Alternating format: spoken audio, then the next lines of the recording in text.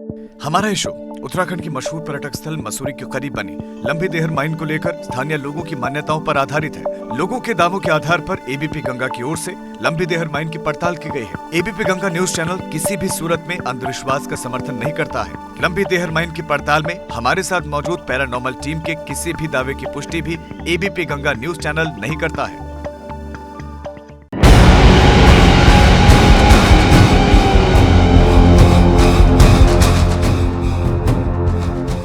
सुनसान इलाका, काली रात, भूत प्रेत के किस्से सुने तो खूब होंगे आपने, लेकिन क्या वाकई भूत प्रेत होते हैं? देश की डरावनी जगहों की पड़ताल आपने पहले भी देखी होगी, लेकिन आज पड़ताल जो हम आपको दिखाने जा रहे हैं वो हमारे लिए भी चुनौती बन गई। यकीन करना मुश्किल है कि खूबसूरत वादियों में कोई खौफनाक दुनिया भी बसती है। चलिए देखिए हमारे साथ परछाई का पोस्टमार्टम।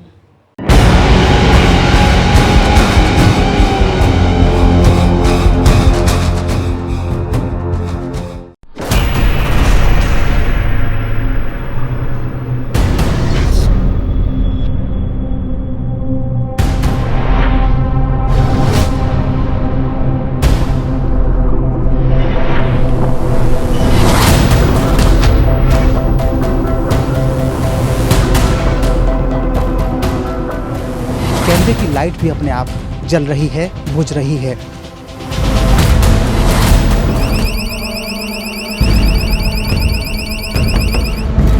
क्या उन खूबसूरत वादियों में वाकई कोई अदृश्य शक्ति है?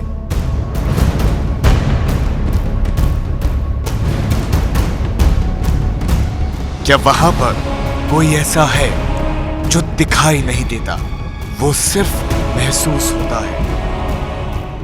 कोई आत्मा यहाँ मौजूद है तो सारे बैलून हिला के दिखाइए।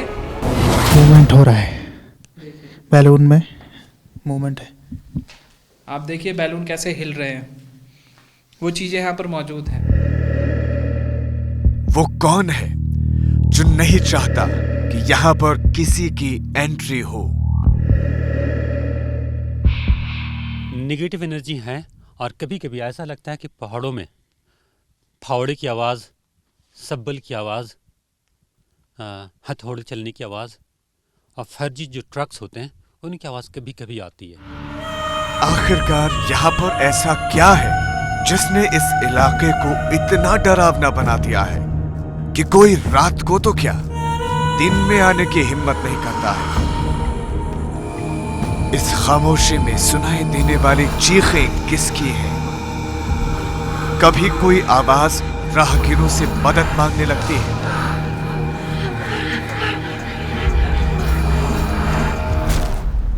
देश के सबसे डरावने खंडहर के अंदर आखिरकार क्या राज छिपा है? इस इमारत में ऐसा क्या है कि यहां पर अजीब सी खामोशी है? यहां पर आखिरकार ऐसा क्या है कि इसे देश की 10 सबसे डरावनी जगहों में शामिल किया गया है? देश की सबसे बड़ी पैरानॉर्मल इन्वेस्टिगेटिव टीम के साथ एबीपी गंगा करने जा रहा है उस खंडहर की अब तक की सबसे बड़ी पड़ताल, जिसे आज तक किसी ने नहीं दिखाया। हम इस इलाके का वैज्ञानिक तरीके से परीक्षण करेंगे। हमारे साथ में ऐसी आधुनिक मशीनें होगी जिनका इस्तेमाल हिंदुस्तान में बेहद कम जगहों पर हुआ है। हम अलग अलग तरीकों से इस खंडहर की पड़ताल करेंगे ताकि इसकी पूरी सच्चाई आपके सामने रख सके। आज हम आपको ये बताएंगे कि क्या वाकई भूत प्रेत होते हैं या फिर ये वहम है।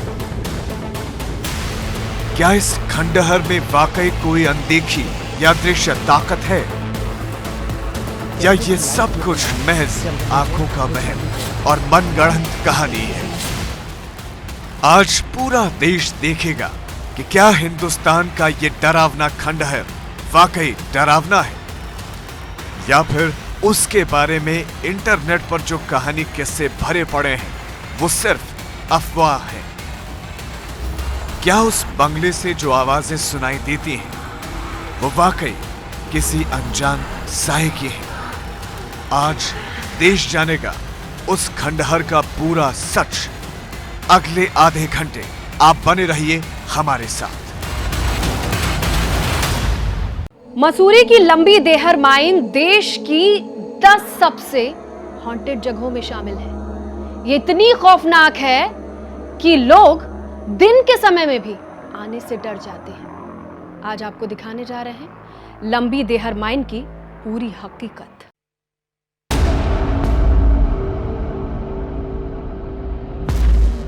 चालीस साल से वीरान पड़े एक खंडहर की पड़ताल।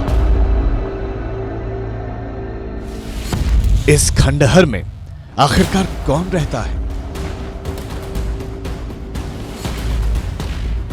यहां पर मंडराने वाला अनजान साया किसका है? इन्हीं सवालों का जवाब तलाशने के लिए एबीपी गंगा की टीम अपने मिशन पर रवाना हो गई। सच की तलाश के लिए हमारी टीम अपने सफर पर आगे बढ़ चली। हमारी मंजिल थी मसूरी की देहर माइन, जिसे देश की टॉप 10 भूतिया जगहों में शामिल किया गया है। ये पहाड़ों की रानी मसूरी का गांधी चौक है और इसके ठीक महज 8 किलोमीटर की दूरी पर देहर माइंड्स भूतिया जगह है। एबीपी गंगा आपको आज इस देहर माइंड्स यानी देश की सबसे हॉन्टेड प्लेस से रूबरू कराने वाला है। पहाड़ों की रानी मसूरी, यहाँ की दिलकश वादियां हर किसी को अपनी तरफ खींचती हैं। मगर आप सोच भी नहीं सकते कि इन वादियों के बीच एक ऐसी जगह भी है जहां रात के अंधेरे में तो क्या, दिन के उजाले में भी इंसानों के कदम नहीं पड़ते। हमारी मंजिल थी मसूरी के मॉल रोड से करीब 8 किलोमीटर दूर लंबी देहर माइन। मसूरी आने वाले सैलानियों को भले ही इस जगह के बारे में ज्यादा जानकारी ना हो, मगर यहाँ के स्थानीय निवासी देहर माइन के खौफ के बारे में अच्छी तरह से जानते हैं। कुछ लोग तो यहाँ तक दावा करते हैं कि उन्होंने उस दहशत को अपनी आंखों से देखा है। कभी चीखने की आवाज़ें, चिल्लाने की आवाज़ें, कभी तालियों की आवाज़, कभी आपकी गाड़ी भारी हो जाएगी, पीछे ऐसा लगे कोई बैठ गया हो, पत्थर बहुत चलेगी, कभी इतर जो खुशबू होती है उसकी बहुत ज़्यादा स्मेल आएगी। तो सुना आपने, यहाँ पर चीखने चिल्लाने की आवाजें सुनाई देती हैं, कभी इत्र की खुशबू आने लगती है। आखिरकार इस जगह पर ऐसा क्या है? ग्रामीणों में दहशत ऐसी कि वो यहां रात के समय रुकने की जहमत नहीं उठाते। जैसे ही मैं यहाँ पे आया, मैंने एंट्री की, तो वो जो एक नेगेटिव एनर्जीज आपके आसपास होती हैं, मैंने उसको महसूस किया। और जैसे ही मैं यहाँ से थोड़ा सा आगे चल के इनके प्रशासनिक भवन की तरफ गया, तो मुझे कहीं ना कहीं ये एहसास हुआ कि नेगेटिव एनर्जीज हैं। हम कुछ आगे ही बढ़े थे कि हमें अपनी मंजिल की पहली झलक दिखाई दी। एक पुराना खंडहर जैसे किसी पुराने रहस्य को समेटे खड़ा था। इस जगह के बारे में जानने पर पता चला कि लंबी देहर माइन दरअसल चूना पत्थर की खान थी, जहां कभी 50,000 से ज्यादा मजदूर काम करते थे। इस खान को 1996 में पूरी तरह बंद कर दिया गया। तब यह फैसला इसलिए लिया गया कि हर साल हादसों की गिनती बढ़ती जा रही थी। किसी को समझ नहीं आ रहा था कि ऐसा क्यों हो रहा था। स्थानीय लोगों ने बताया कि इस खान में काम करने वाले हजारों मजदूरों की मौत हुई थी, मगर किसी ने उनकी लाशों का रीति रिवाज से अंतिम संस्कार नहीं किया। कहते हैं उन लोगों की आत्माएं आज भी इस जगह पर परछाई के रूप में दिखाई देती हैं। खूबसूरत पहाड़ियों के बीच ये जगह हिंदुस्तान की सबसे भूतिया जगहों में से एक है। आपको ये सुनकर जरूर अजीब लग रहा होगा, लेकिन ठीक मेरे पीछे जिस बिल्डिंग को आप देख रहे हैं, ये हिंदुस्तान की सबसे डरावनी बिल्डिंग है। इस बिल्डिंग से जुड़ा है उन मजदूरों की मौत का राज जो यहाँ जिंदा दफन हो चुके हैं। उनकी आज भी चीखने और चिल्लाने की आवाजें लोगों को सुनाई देती हैं। लोगों का दावा है कि इस खान के आसपास आए दिन कोई ना कोई हादसा होता रहता है। कभी कोई गाड़ी अचानक खाई में गिर जाती है, कभी किसी के चीखने चिल्लाने की आवाजें सुनाई देती हैं। भूतिया जगह की रिपोर्ट्स आपने कई बार देखी होगी, लेकिन आज एबीपी गंगा आपको इस भूतिया जगह के तमाम हिस्सों से रूबरू कराएगा। एबीपी गंगा का मकसद अंधविश्वास को बढ़ावा देना नहीं है, बल्कि जो इस जगह के लिए दावे किए जाते हैं उनकी पड़ताल करना है। लोग मानते हैं कि यहाँ पर जो कुछ भी होता है वो सब यहाँ भटकने वाली रूहानी ताकतों का असर है। रूहानी ताकतों से मतलब उन मजदूरों से है जो यहाँ पर बेमौत मारे गए थे। देहर माइन को लेकर जितने मुंह उतनी बातें। लोगों का तो यहाँ तक कहना है कि दिन के उजाले में भी यहाँ पर रहस्यमयी आवाजें सुनाई देती हैं। उनकी मौत के जिनकी आखिरी रस्म, लास्ट राइट्स, फ्यूनरल्स, ये चीज़ें हुई नहीं, आखिरी रस्म अदा नहीं की। लोगों की बातें सुनकर हम भी हैरान रह गए। जिस भरोसे और दावे के साथ लोग इस खंडहर के किस्से सुना रहे थे, उन्हें नकारना हमारे लिए नामुमकिन था। इसलिए हमने तय किया कि हम दिन के उजाले के साथ रात के समय भी इस जगह की पड़ताल करेंगे। देहर माइन के खौफनाक इतिहास और उससे जुड़ी कहानियों को समझने के बाद अब हमने फैसला किया कि आधुनिक उपकरणों की मदद से पड़ताल करेंगे।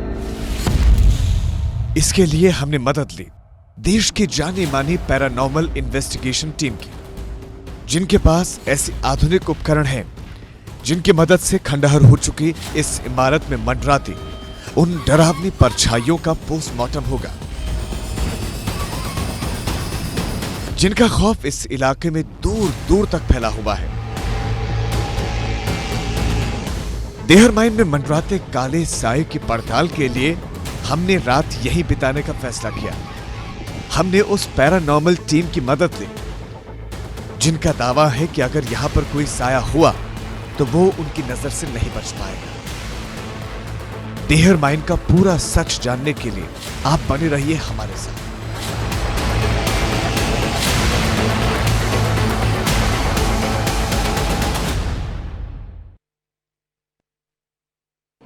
एबीपी गंगा सुनी सुनाई बातों पर यकीन नहीं करता, इसीलिए हमने तय किया कि हम भी रात के समय लंबी देहर माइन की पड़ताल करेंगे।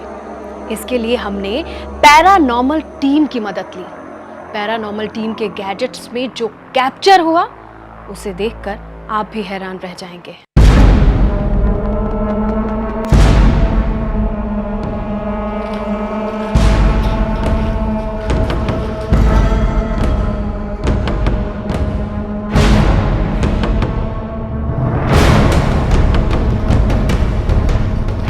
दिन के समय पड़ताल पूरी करने के बाद अब एबीपी गंगा की टीम इस खंडहर में रात की पड़ताल के लिए अपने मिशन पर रवाना हुई। मसूरी की जो दिलकश वादियां दिन के समय लुभा रही थी, अब वहां पर एक अजीब सी खामोशी है। हम जैसे जैसे इस भूतिया इमारत की तरफ बढ़ रहे थे, सबके दिल की धड़कनें भी तेज होने लगी। हम उस जगह पर रात में पड़ताल करने जा रहे थे जहां पर कोई दिन में भी आने की हिम्मत नहीं जुटा पाता है।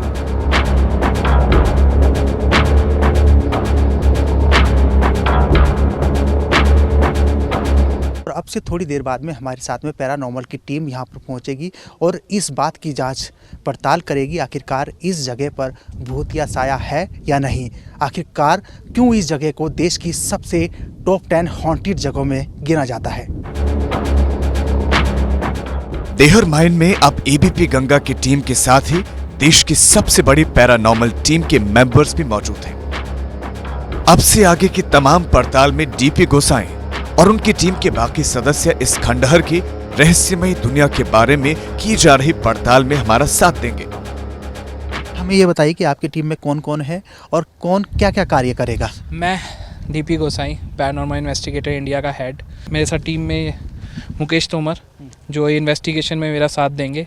ये गैजेट्स इंस्टॉल करेंगे और गैजेट्स में पूरी इन्वेस्टिगेशंस करेंगे। आप आइए, आपका नाम क्या जानना चाहेंगे? आप किस तरीके से इस पड़ताल में आपकी भागीदारी रहती है? हमारा काम इंस्टॉलेशन का काम होता है, गैजेट्स इंस्टॉलेशन का। मेरा नाम अभिमन्यु है, पैरानॉर्मल इन्वेस्टिगेटर इंडिया से।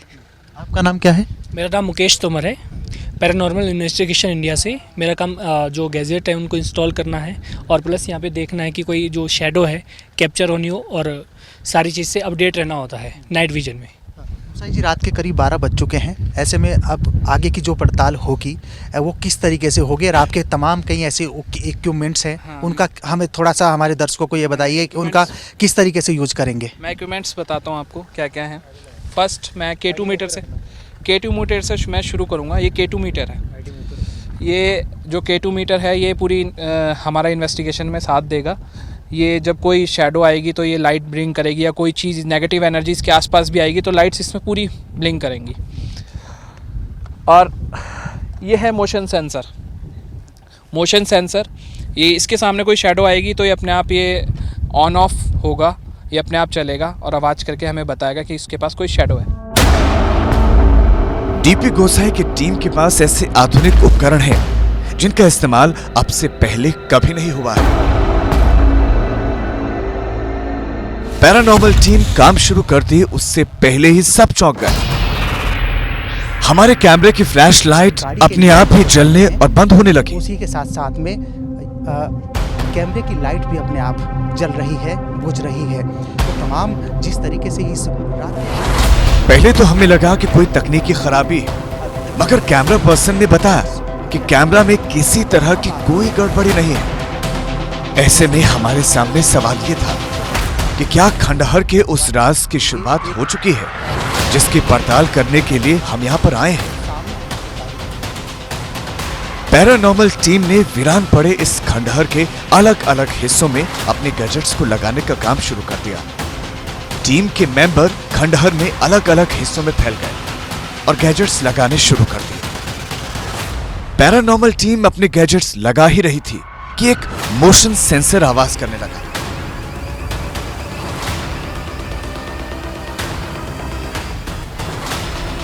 देख रहे हैं जहाँ पर हमने मोशन सेंसर प्लांट करा था, और ये देखिए अपने आप ऑन हो रहा है, अपने आप ऑफ हो रहा है। मतलब ये जो स्पिरिट्स है हमारे साथ खेल रही है, ये देखिए। दरअसल पैरानॉर्मल टीम ने इस खंडहर के एक हिस्से में मोशन सेंसर लगाया था। इस मोशन सेंसर के सामने जब कोई परछाई या साया आता है तो ये आवाज करने लगता है। इंस्टॉल करने के बाद देखिए अभी जैसे ये इंस्टॉल होगा तो इसके सामने कोई भी शेडो आएगी तो अपने आप ऑन ऑफ होगा। अभी तो यहाँ लाइट्स जल रही हैं, अभी हम इसे यहाँ प्लांट करके जाएंगे। फिर अगर ये जैसे ऑन ऑफ होगा, इसमें वॉइस निकलेंगी तो पता लगेगा कि कोई शेडो यहाँ पर आई है। पैरानॉर्मल टीम का दावा है कि उनके गैजेट्स के सामने से जरूर कोई परछाई गुजरी होगी, वरना वो क्यों बचता। डीपी गोसाई की बातें सुनकर हम भी हैरान रह गए। हम यही सोच रहे थे आखिरकार मोशन सेंसर बचा कैसे।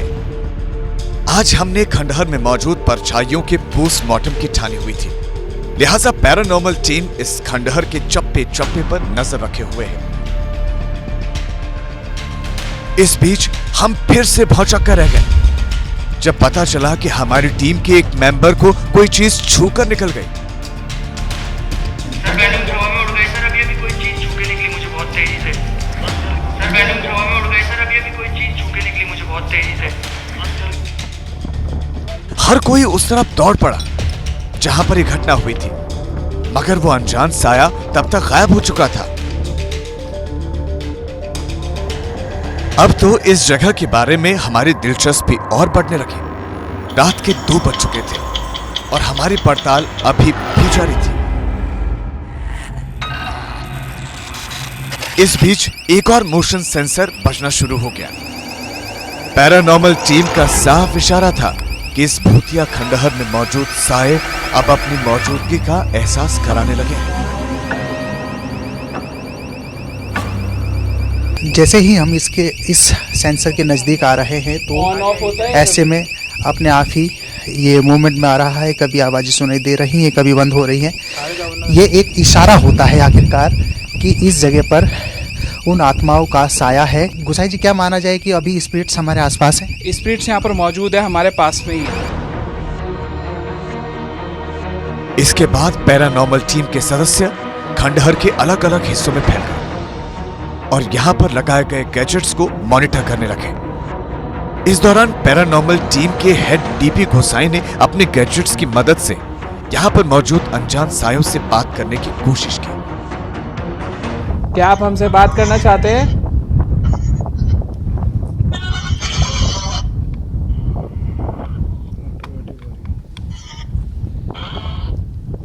क्या आप हमसे बात करना चाहते हैं? हाँ हाँ की आवाज़ आ रही है। हाँ की आवाज़ आ रही है। देखिए आप देख सकते हैं कि इससे भी वो हमसे बात करना चाह रहे हैं। हम हैरान थे, आखिरकार इस बात को कैसे नकारा जाए कि यहां पर कोई अदृश्य शक्ति नहीं है। गैजेट्स में सुनाई देने वाली आवाज किसकी थी? क्या इस खंडहर में वाकई कोई अदृश्य शक्ति है? पड़ताल चलती रही। खंडहर के बाहर लगाई गई लाइटें अचानक अपने आप बुझने लगी। डीपी गोसाई के पास उनकी टीम के एक सदस्य ने मैसेज दिया कि लाइटें अपने आप बंद हो रही हैं। सर लाइटें बंद हो जा रही हैं, लाइटें बंद हो जा रही हैं। ये सब होता देख इस जगह को लेकर हमारी जिज्ञासा और बढ़ गई। सवाल यह था, आखिरकार लाइटें कौन बुझा रहा है? इस खंडहर में कई कोने ऐसे हैं जहां से रहस्यमयी आवाजों की कई कहानियां सामने आई हैं। इसलिए पैरानॉर्मल टीम ने खंडहर के कोने कोने में ऐसा जाल बिछाया कि इनके गैजेट्स में हर छोटी से छोटी हरकत पता चल जाएगी। पड़ताल के दौरान खंडहर में लगे K2 मीटर की सारी लाइटें ब्लिंक करने लगी, जिसने सबको हैरत में डाल दिया। क्या यहाँ कोई नेगेटिव एनर्जी है? देखिए आप, ये लाइट जल रही है तो इसका ये माना जाए कि यहाँ नेगेटिव एनर्जी है। हम आप सबको कुछ नुकसान पहुँचाना नहीं आए हैं, ना ही हम नुकसान पहुँचा सकते हैं। अगर यहाँ पर कोई नेगेटिव एनर्जी है तो लाइट्स ब्लिंक करके अपनी मौजूदगी दिखाइए। महिला हैं तो 2 लाइटें, पुरुष हैं तो सारी लाइटें।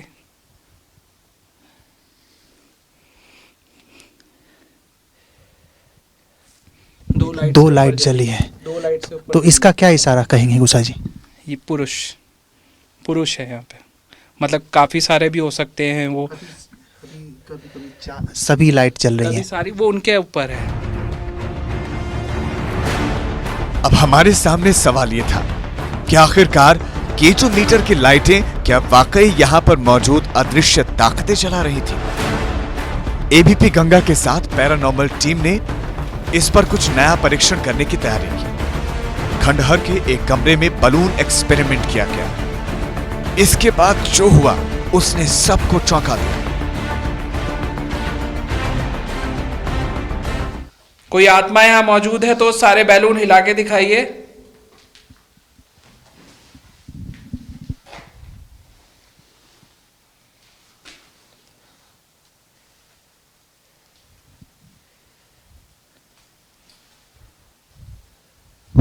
मूवमेंट हो रहा है, बैलून में मूवमेंट है। आप देखिए बैलून कैसे हिल रहे हैं, वो चीजें यहाँ पर मौजूद हैं। देखिए गुब्बारों में कैसे खुद ब खुद हलचल होने लगे। मगर आपके मन में यह सवाल उठ रहा होगा कि गुब्बारे हवा से तो हिल सकते हैं, लेकिन सवाल यह है कि इस बंद कमरे में सिर्फ ऊपर की तरफ ये विंडो है, फिर यहाँ हवा आएगी कहां से?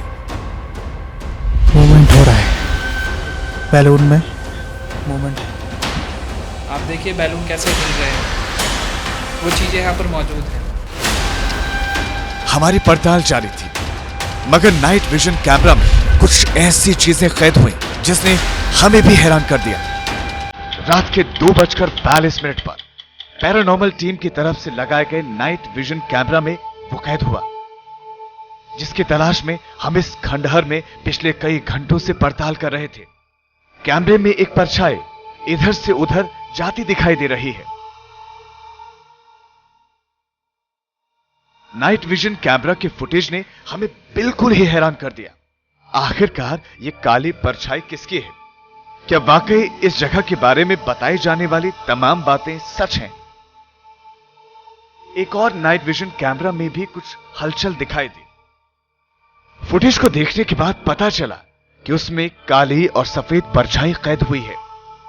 यह सफेद और काला साया कुछ देर के लिए मंडराता रहा, उसके बाद यह गायब हो गया। हमने इस बारे में पैरानॉर्मल टीम के हेड डीपी गोसाई से बात की। हमारा सवाल था कि आखिरकार इन परछाइयों का रहस्य क्या है। स्पिरिट्स का कोई शेप नहीं होता, स्पिरिट्स का अपने में स्पिरिट्स का खुद का अस्तित्व है, वो अपने आप किसी का भी शेप धारण कर लेते हैं। पैरानॉर्मल टीम का दावा है कि उनके गैजेट्स ने जो कुछ भी कैप्चर किया है उसके हिसाब से ये जगह भूतिया है। अब पैरानॉर्मल टीम हमें उस जगह ले जाने लगी जहां पर मजदूरों को दफनाया गया था। ये चूना पत्थर की खदान हुआ करती थी, तो उनकी बेसिकली जो चूना होता है उस फेफड़ों में आने के कारण उनकी मौतें हुई थी और एक साथ 50,000 मजदूर यहाँ दफन हुए थे। और उनकी जो कब्र है वो नीचे मौजूद है, जहाँ पर हम इन्वेस्टिगेशन करेंगे, जहाँ आज तक कोई न्यूज़ चैनल नहीं गया। कब्रिस्तान का नाम जहन में आने से हमारी टीम के कुछ मेंबर्स की हिम्मत जवाब दे गई। दहशत ऐसी कि उन्होंने आगे जाने से मना कर दिया, मगर किसी तरह उन्होंने हिम्मत दिखाई और हम कब्रिस्तान जाने के लिए तैयार हो गए।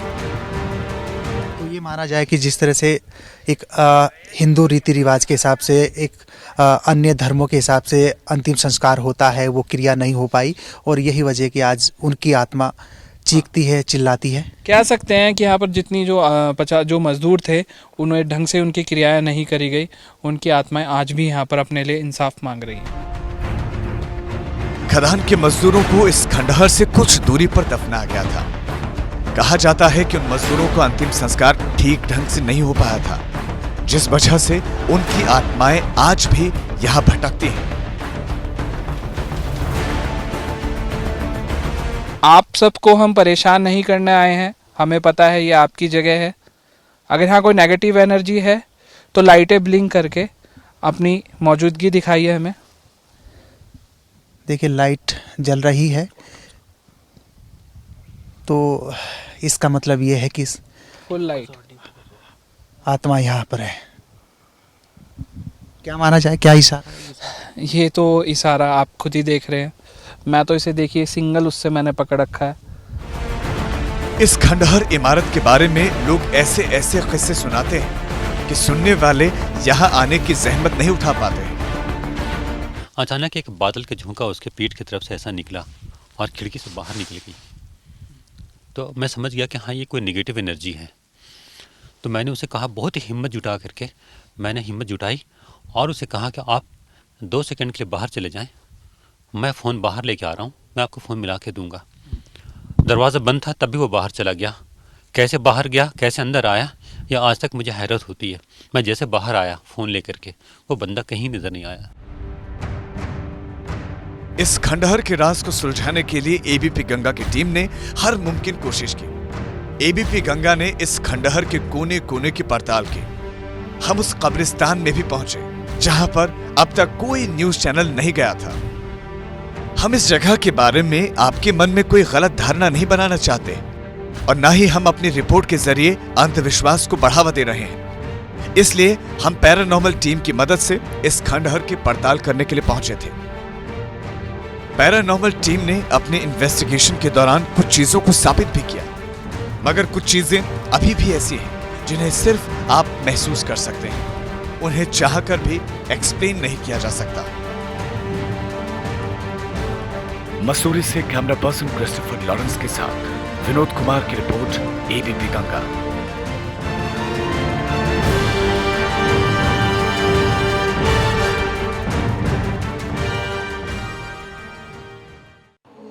तो ये थी हमारी पोस्टमार्टम परछाई की खासियत है कि ये अंधेरे में नहीं, रोशनी में। मेरी भी हो सकती है, आपकी भी हो सकती है। रहिएगा सावधान ऐसी ही परछाई से।